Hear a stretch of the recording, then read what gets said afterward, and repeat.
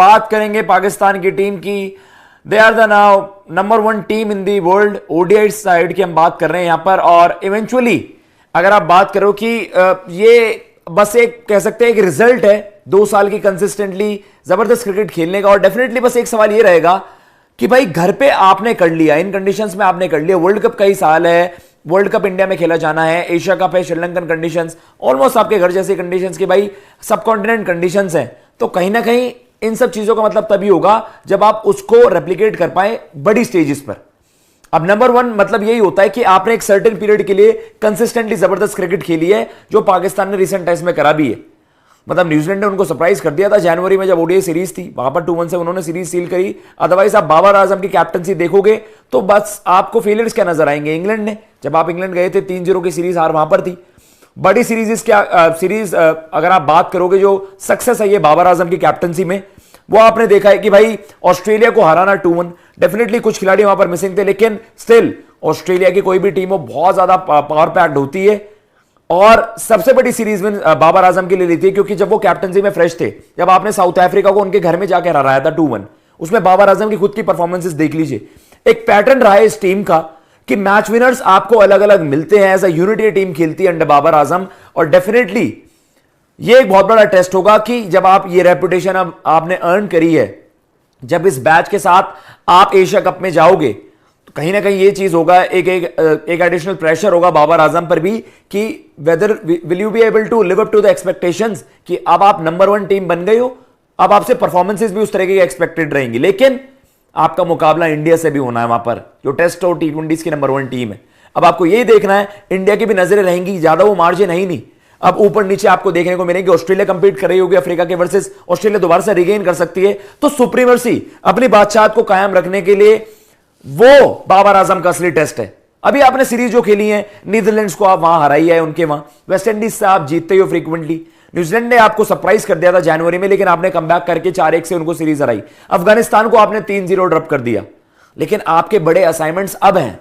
ODI में वो number 1 का टैग बहुत अच्छी बात है, आपने 2 सालों में वो अर्न करा है। और बाबर आजम जब से कप्तानी उन्होंने स्टार्ट करी है 2021, जब जिम्बाब्वे के वर्सेस उनको पहली बार कप्तानी मिली, तो भी उनके ऊपर वही प्रेशर था कि भाई हां, आपको अब एक नई तरह की लेगेसी वहां से बनानी है।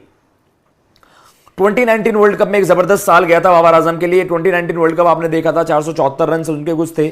उसके बाद ये माना जा रहा था कि भाई गोइंग फॉरवर्ड बाबर आजम ही फ्यूचर है पाकिस्तान के, as a captain, as a leader, as a batter. ODI का नंबर 1 बल्लेबाज, ओडीआई का नंबर 1 अब कैप्टन। जब जिसकी टीम भाई नंबर 1 पे है, तो अब ये भी कहना गलत नहीं होगा कि भाई बाबर आजम की ही लीडरशिप में पाकिस्तान पहली बार ओडीआई रैंकिंग्स में नंबर 1 हुआ है। और आपने एक से एक दिग्गज कप्तान देखे हैं। जब से रैंकिंग सिस्टम आप कह सकते हैं कि लॉन्च हुआ, उसके बाद से आपने देखा है पाकिस्तान के एक से एक ओडीआई आउटफिट्स हैं, लेकिन तब कंपटीशन बहुत जबरदस्त रहा है।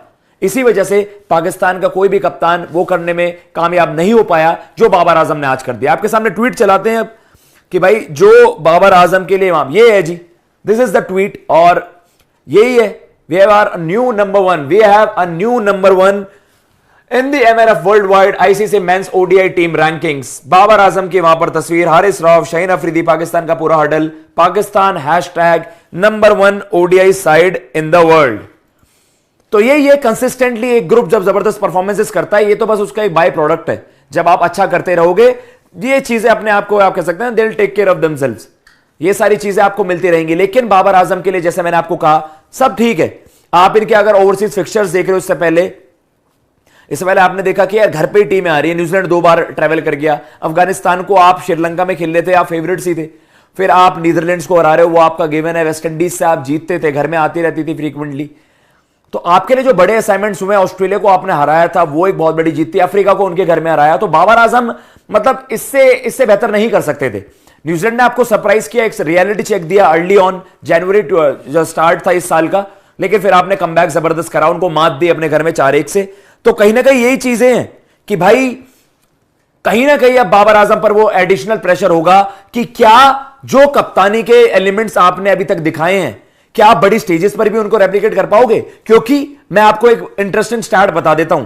बाबर आजम की अगर आप 29 पारियां देखोगे एज अ कैप्टन, वो केवल कप्तानी में ही नहीं, लीडरशिप में ही नहीं अपनी टीम को लीड करता है। विद द बैट आप देखिएगा उसकी परफॉर्मेंसेस, 29 पारियों में से 20 50 प्लस के स्कोर्स हैं, 7 शतक 13 50, एज अ कैप्टन वो ऑलमोस्ट 69-70 की एवरेज से रन्स करता है। तो ऐसा नहीं है कि लीडरशिप हो गया, अच्छे क्वालिटी बॉलिंग लाइनअप को आपने मनूवर कर दिया, नहीं, लीडिंग फ्रॉम द फ्रंट। आपको अफ्रीका याद आएगा 2021 अवे दौरे, मतलब आप कह सकते हैं अवे टूर्स किसी भी कैप्टन के लिए आप कहते हैं कि एक बेंचमार्क होता है कि ये कप्तान कितना बड़ा है। आप देखते हो कि भाई घर में आपने जिता दी सीरीज, लेकिन आप बाहर कैसे करते हो। और वो बाबर आजम का केवल दूसरा दौरा था कप्तानी के तौर पर।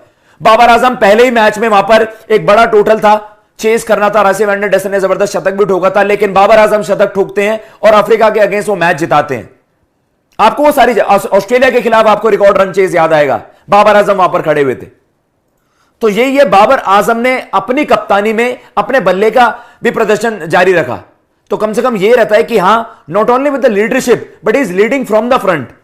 कभी भी पाकिस्तान मुश्किल सिचुएशन में है, अर्ली ऑन जब न्यूजीलैंड ने भी आपको हराया था उसमें भी बाबर आजम अकेले खड़े हुए थे, उनकी टीम रिस्पॉन्ड नहीं कर पाई। लेकिन फिर अच्छी बात यह हुई कि आपने अपने ट्वीक्स लाया आप अपने कॉम्बिनेशन में।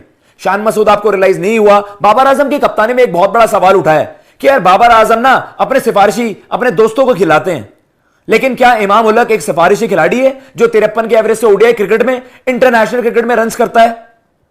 बाबर आजम का दोस्त नवाज भी है, वो आपके टीम में एक बहुत बड़ा रोल प्ले करता है। नवाज शदाब भी है बाबर आजम का दोस्त, रिजवान बाबर आजम का दोस्त है। लेकिन उनके बाबर आजम की कप्तानी में जब रिजल्ट आया तो दुनिया का मुंह बंद हो गया। क्रिटिसाइज जो लोग करते थे, जो क्रिटिसिज्म करते थे, उनका मुंह बंद हो गया, क्योंकि रिजल्ट ही एक ऐसी चीज है, अगर जीत आती रहेंगी तो दुनिया आपके बारे में तारीफ करती रहेगी। और कहीं ना कहीं ये उसी चीज का बाय प्रोडक्ट है, उसी चीज का एंड रिजल्ट है। लेकिन अभी आपने सब कुछ अचीव नहीं करा है। अचीवमेंट बाबर आजम के लिए यही होगी, आपने एशिया कप भी देखा पिछले साल, आपने 2 T20 वर्ल्ड कप्स भी देख लिए हैं।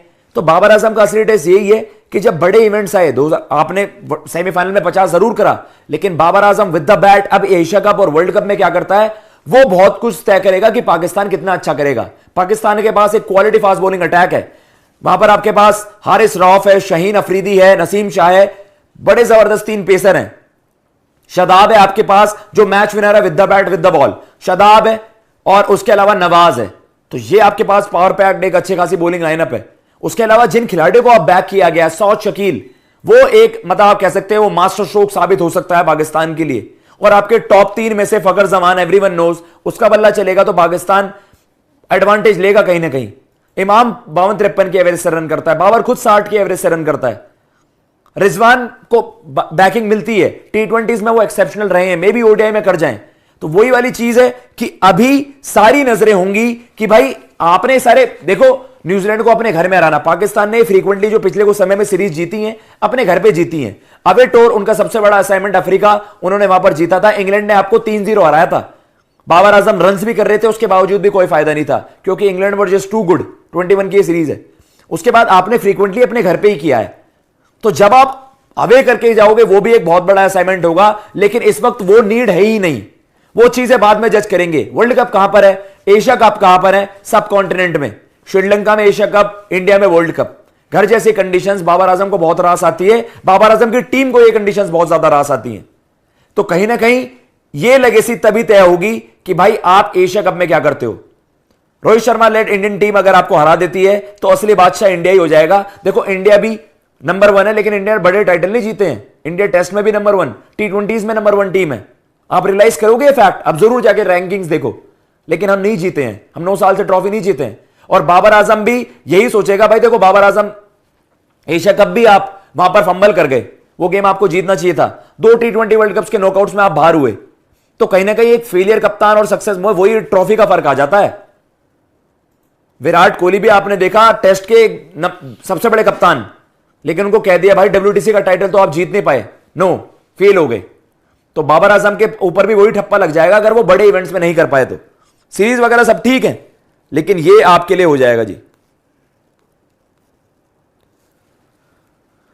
ओडीआई में भाई ऑस्ट्रेलिया को आपने घर में हराया था 2-1, हमें पता है। साउथ अफ्रीका को उनके घर में, सारी चीजें तो बताई भाई आपको। इंग्लैंड से आप हारे थे 3-0, न्यूजीलैंड ने आपको 2-1 करा आपके घर में।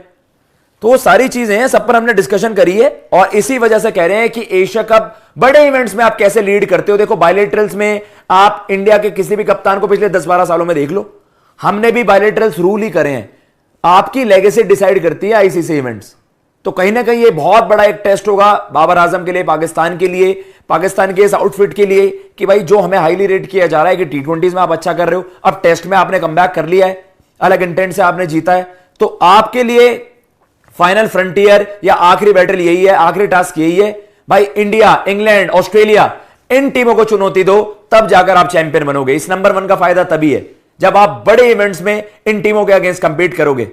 और कहीं ना कहीं ये माना जा रहा है पाकिस्तान एक बड़ा दावेदार जरूर होगा, लेकिन इंडिया, इंग्लैंड और ऑस्ट्रेलिया, वो भाई आपके लिए बहुत मुश्किल टास्क होंगे। तो कहीं ना कहीं असली बैटल, या आप कह सकते हो नवंबर में इस साल आपको पता चल जाएगा, उससे पहले एशिया कप में झलकियां दिख जाएंगी कि बाबर की ये टीम कितनी नंबर 1 है या कितने दिनों के लिए नंबर 1 है।